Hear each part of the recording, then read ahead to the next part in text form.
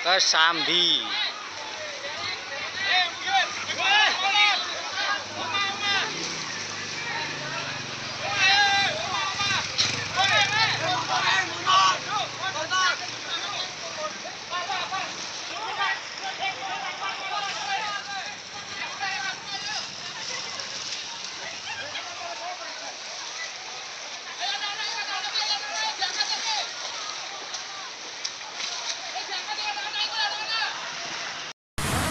Selamat pagi guys.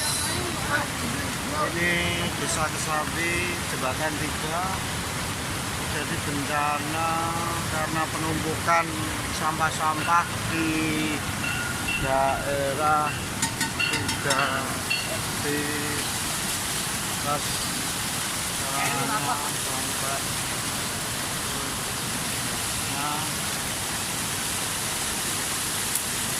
dan di daerah sini aman. Jembatan 3 ini sangat parah guys.